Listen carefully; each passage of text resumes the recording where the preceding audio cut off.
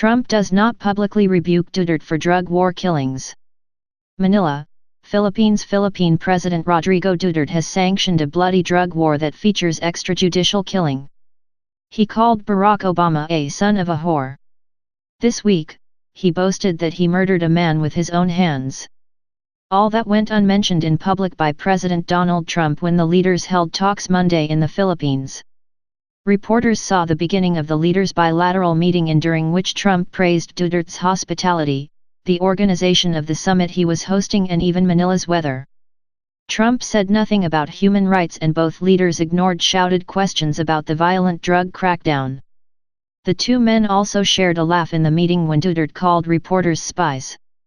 Later, White House Press Secretary Sara Huckabee Sanders said that the 40-minute meeting focused on ISIS, illegal drugs, and trade. Human rights, she added, briefly came up in the context of the Philippines' fight against illegal drugs. She did not say if Trump was critical of the violence. Breaking with his presidential predecessors, Trump has largely abandoned publicly pressing foreign leaders on human rights, instead showing a willingness to embrace international strongmen for strategic gain. He has cozied up to autocrats such as Saudi Arabia's King Salman, Egyptian President Abdel Fattah el-Sisi, and Russian President Vladimir Putin. And earlier in this trip to Asia he made no mention of human rights during multiple appearances in Beijing with Chinese President Xi Jinping. Trump seems very comfortable with strongmen. It's not just that he won't criticize Duterte. I wouldn't be surprised if he patted him on the back, said Mike Chinoy, senior fellow at U.S. China Institute at the University of Southern California, before the meeting.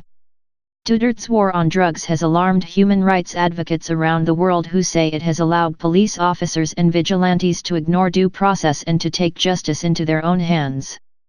Government officials estimate that well over 3,000 people, mostly drug users and dealers, have died in the ongoing crackdown. Human rights groups believe the victim total is far higher, perhaps closer to 9,000. Human rights groups, I think, will be quite disappointed by the visit, said Amy Searight, director of the Southeast Asia program at the Center for Strategic and International Studies.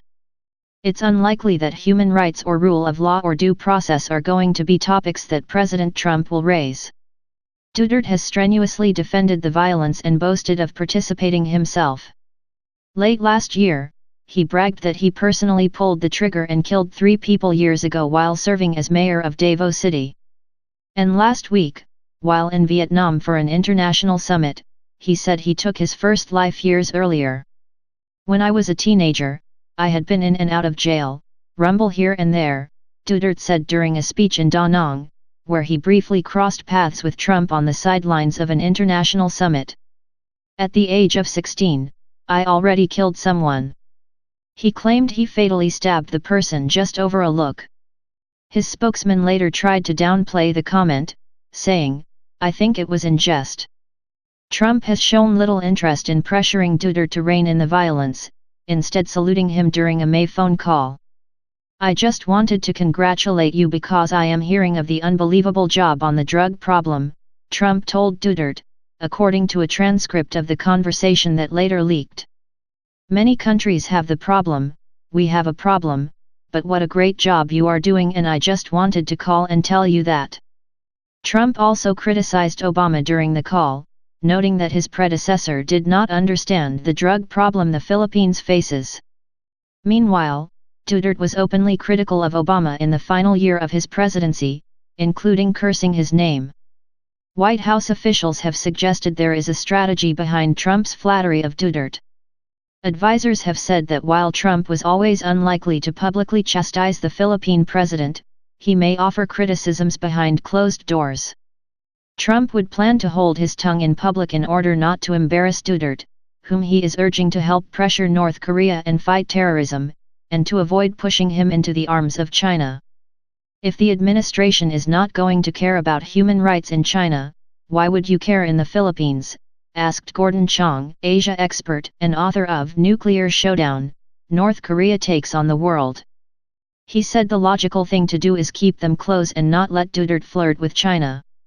"In our struggle with China, we need all the friends when we can get." Duterte has seemed less committed to the strategic partnership with the U.S. Sara said a good relationship is vital to the United States given its location on the South China Sea and the enhanced access that the American military has gotten in recent years with the Philippines. White House aides have suggested that Trump's strategy has worked before, pointing to his interactions with el-Sisi. Trump refrained from chastising the Egyptian leader but quietly worked with him to help engineer the release of American prisoner Aya Hijazi in April. Trump dismissed the notion that he buddied up to dictators. He said Saturday he has great relationships with all sorts of leaders, every person in that room today, after leaving a summit in Vietnam attended by Duterte and Putin, among others. Human rights groups have expressed dismay at Trump's public silence, believing that the spotlight an American president can shine on human rights abuses overseas can rally pressure on an authoritarian regime to change its ways. In the old days, we used to call on the U.S. government to raise human rights issues during these trips, said John Sifton, Asia Advocacy Director at Human Rights Watch. But given the administration's lack of credibility in raising human rights abuses, he said, they have pivoted to a different tack, focusing on international attention. We haven't given up, Sifton said.